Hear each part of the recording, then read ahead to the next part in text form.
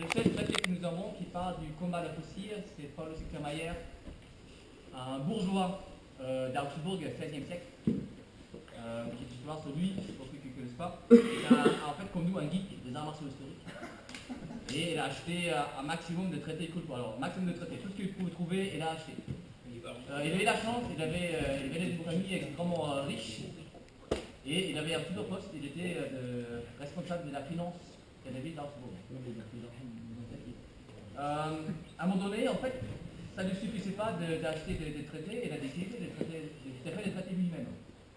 Et il a embauché 2 maîtres d'armes, un super teint, et ils ont certainement travaillé tous les traités qu'ils ont fait, ils ont fait leur sauce avec, ils nous ont laissé 3 livres, un en latin, l'autre en allemand, et l'autre, le troisième en latin et en allemand. Pourquoi? Je ne sais pas, c'est comme ça. L'information laquelle on trouve dans tous les 3 traités, c'est à peu près pareil. Il y a quelques différences, mais en gros, c'est pareil. Et c'est le seul qui nous a laissé, à ma connaissance en tout cas, des pages sur des outils agricoles, donc la peau,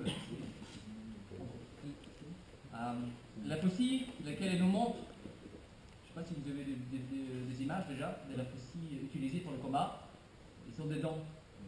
Alors c'est pas une arme fantastique, pour ça d'ailleurs certains pensent que c'est une arme de guerre, non, c'est une faucille de céréales. Donc si on imagine, on coupe la céréale, donc il y a des petites dents qui sont dirigées vers le bas. Donc ça choque très bien en fait les tiges et les céréales pour les couper. Donc contrairement à une lame comme celle-ci qui est lisse, donc ça se fait à la pierre, la faucille avec des dents, ça se fait à la lime. Les dents elles sont dispatchées sur 2 tiers de la lame, entre ici et là. Le reste de la lame, la pointe, elle n'était pas pointue, elle était arrondie, et ici c'était pas tranchant. Parce que imaginez, c'est un outil agricole, donc effectivement on travaille, hop, les grains, très bien. Cette partie-là n'est pas utile, véritablement. Okay, donc ici il n'y a rien. Et ça explique aussi pourquoi dans les traités il parle, à ma connaissance, 1 ou 2 fois, un maximum, de frapper avec la pointe. Et le reste du temps, il demande de frapper avec les tranchants. Donc on frappe vraiment avec cette partie-là. Je pense effectivement ça fait quand même pas mal de dégâts. Une faucille qui pèse pour les 450-500 grammes en métal sur la tête, ça va faire des dégâts. Mais il demande un peu autrement. J'ai fait des tests de coupe à Isle-Adam l'année dernière. Donc j'ai essayé de faire les deux. Je me suis dit, bon, on va essayer les deux, on va avec les points, avec les tranchants. Et j'ai vu la différence. Effectivement, ça rentre avec la pointe. Mais par contre, quand je vais avec les tranchants, mais ça coupe net. Donc vous avez vu, en fait, comme un sabre de l'autre sens. Vous avez déjà ça coupe presque tout seul. Quand on a une épée qui est droite, faire un super mouvement pour trancher véritablement cet objet qui est devant vous, ou cette corde, n'importe, ici vous êtes déjà à l'arrondi. Il suffit vraiment de cendre bien la faucille et ça coupe comme dans du beurre. Alors je sais, à Maborg, en Allemagne, ils ont fait une reproduction d'une faucille de céréales, ils ont essayé ça avec des matelas de roulés que les Japonais utilisent pour la katana, et apparemment ça coupe net. Donc vous pouvez très bien imaginer que ça coupe encore. Et donc Paul Seckermayer nous a laissé 16 pages, donc 16 planches, un texte qui est extrêmement détaillé, qui explique tout un enchaînement d'attaque, contre-attaque, de défense, contre-attaque, contre-attaque. Il y a une seule image avec, donc il faut réfléchir un petit peu, c'est vrai, mais il donne un très bon détail, très bonne explication sur son allemand qui est relativement correct. Donc même moi, je n'ai pas trop de difficultés à lire Paul Seckermayer. Ce n'est pas le cas pour pas mal d'autres maîtres d'armes où je fais un mal des chiens pour le lire, même si je suis allemand. Il nous laisse dans les traités beaucoup de postures. Je fais exprès de ne pas parler des gardes, parce qu'une grande partie de cette posture, on a l'impression que c'est au plein milieu du mouvement. Il y a extrêmement facile. Celle-ci là. Vous avez une posture qui est très très bas. Ici. On est là. Franchement, j'ai mal imaginé commencer un combat comme ça. Je peux très bien imaginer que c'est un Nachreisen où je frappe derrière. Donc il y aurait plein de postures lesquelles il nous montre, lesquelles on peut utiliser après. À savoir que c'est déjà au plein milieu d'un combat, probablement. Et donc, ce que je vais faire ce matin, du après-midi avec vous, c'est une seule technique. On va faire une seule technique. La première planche, c'est pour le crémaillère. Un petit truc. C'est un combat rapproché. Donc, on trouve une distance de combat d'âme. Là, c'est un combat, vraiment un combat à main nue. Et donc, vous avez, on imagine aussi, comment. Donc, on n'est pas là. On n'est pas ici. Là, tout le monde, on est là. Et là, vous avez une faucille de 500 grammes en acier devant vous, avec une quinzaine de dents, tranche en de rasoir, et le mec va vous frapper. Ça fait peur. Il faut avoir des couilles de qui pas de tennis pour y aller. C'est très méchant.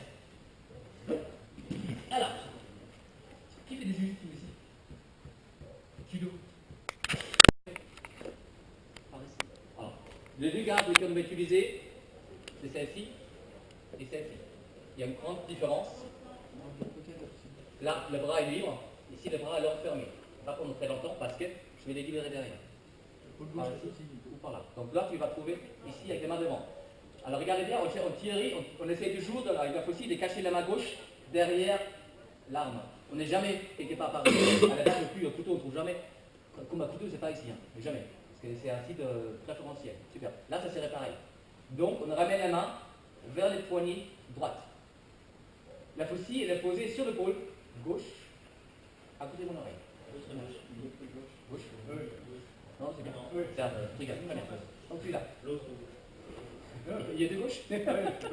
Oh, t'es là. Mais c'est bien. Bien, mais vous ouvrez la main, ici.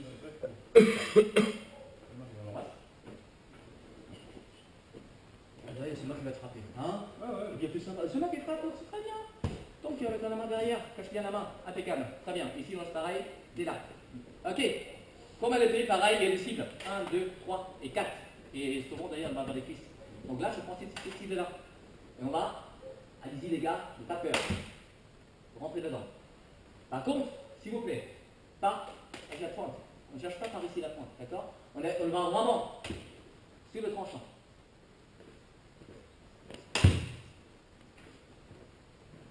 Voici comme ça en premier, c'est quand qui suit derrière.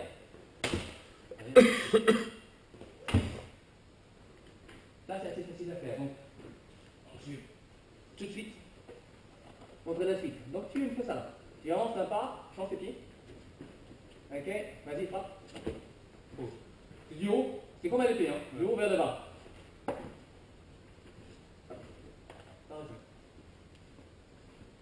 Haut vers le bas. Très bien, parfait. Ok.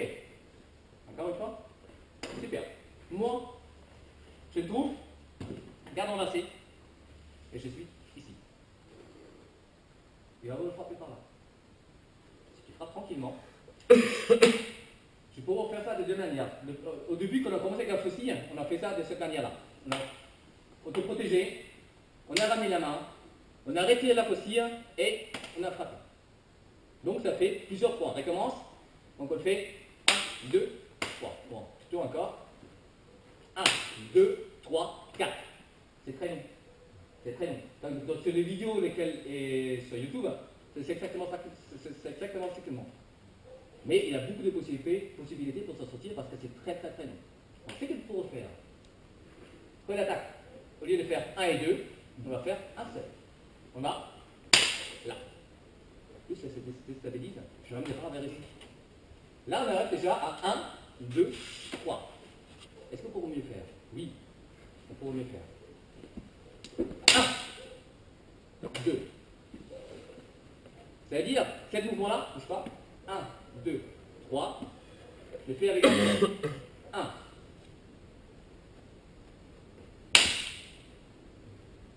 D'accord?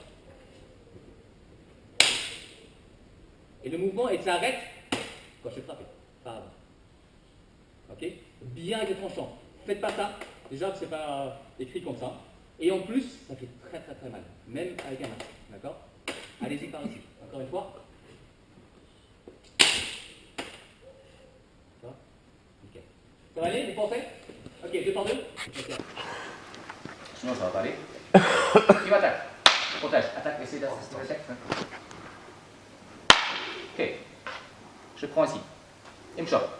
Il libère les bras. Donc, pour libérer les bras, rappelez-vous, Mouvement de hanche, mouvement de bras vers ça, gauche, stop. À ce moment-là, je peux réagir. Là, il n'est pas forcément bien. Il part vers là-bas, c'est quoi un arc externe? Et je suis l'arme de mon adversaire. Il part par là-bas, je pars par là-bas. Bon, ça, c'est pas dans le texte. Hein. Rappelez-vous l'arc externe. Imagine c'est une épée. C'est une épée, donc imagine c'est une épée. Il y a plusieurs arcs externe. Le premier arc externe, il frappe. Je viens par là. Un autre arc externe, c'est qu'on reste bien ici et tu armes pour l'arc externe. Ok? Donc, j'imagine qu'il y a un fil qui est attaché entre les deux armes. Dès le moment où il tire cette fil-là, waouh! Ça, c'est aussi un arc externe. Rattrapage, c'est ça, je pense, en français. Donc là, c'est pareil. Mais on va le faire avec la main nue sur son coude. Donc, c'est toi qui attaque. Attaque. Pas trop, parce que là, franchement, je ne suis pas aussi grand que ça. Hein. J'impose beaucoup, je sais bien, mais non, non, faut pas. Hop. Respirer, en fait, ouais, c'est vrai. En fait, il embarque normalement. Voilà, là, il pousse, déséquilibre. En même temps, là, il n'est pas très bien, pas de problème. Je libère ma main et je chute par derrière.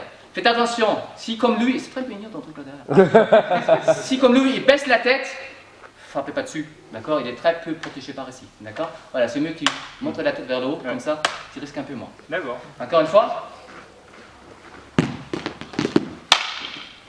Au-dessus en fait. Quand tu es là, la main, elle vient au-dessus pour frapper. Et là, tu dégages, non, tu dégages vers l'avant. Hop, hop, hop, hop, hop. Ok. C'est extrêmement difficile de faire ce mouvement bien, franchement. Cherchez, parce que là, on est vraiment dans une dimension où on a du mal à suivre. Forcez-vous, c'est pas facile. Forcez-vous, arrachez, vous tapez sur la tête et ça va aller. Merci à toi. Par exemple, là, un avant-bras. Si vous tirez, en réalité, là, tout de suite, là, entre nous, là, pas de problème, il va lâcher, il lâche les mains, ça sert à rien. Mais en réalité, n'oubliez pas que là, il y a des dents. Donc si on tire, il va venir. Attends, on lâche la masse, c'est bien. C'est bien. Nickel. Très bien. Donc tu vas pas. Allez, là, on vient. Oh, hop, hop, t'as fait du jus là? Non, non. Allez, d'accord. T'as 15 dents dans la chair. Ouais, mais on peut se faire comme ça. Allez, allez, t'as pire là. Le truc ici, ok. Hop, hop, hop. Allez, très bien. Tiens derrière. Il y a plein de techniques comme ça qui sont vachement bis là, très horribles, horribles. On peut choper sur le. Ok, on va sur les coups. C'est vicieux. Il faut toujours, on simule bien sûr le combat, on ne fait pas les vrais combats, donc on simule aussi des armes. C'est un simulateur. Quand vous faites des techniques comme ça, n'oubliez jamais que véritablement, c'est tranchant. Dans le foot, c'est pareil d'ailleurs. Il faut avoir peur. Quand ça mord le chair, bah, quand on tire, le mec, il va descendre. Ok? Donc quand vous essayez d'interpréter la faucille, n'oubliez jamais ça. Et ça va très bien se passer. Ardis Bailey a publié, il y a maintenant déjà plus qu'1 an, un film sur la faucille. C'est très bien à prendre pour décomposer les différents mouvements. Maintenant c'est déjà un peu up-to-date plutôt, donc c'est déjà un peu vieux. On le fait différemment la chose maintenant. Vous l'avez vu pour la première technique. Si vous la comparez avec ce qu'on a fait sur les vidéos, il y a déjà plus grand chose à voir. D'accord? Donc c'est toujours une évolution. N'hésitez pas d'y aller, d'essayer de comprendre. Il y a une traduction de laquelle j'ai coécrit. Si vous voulez, contactez-moi sur Facebook et je vous ai envoyé un lien avec la traduction en français de toutes ces techniques-là. D'accord? Il y en a 16, vous pouvez vous éclater. Et si je reviens dans 1 an ou 2 ans, vous allez me montrer ce que vous avez trouvé. Ok? Donc merci à vous.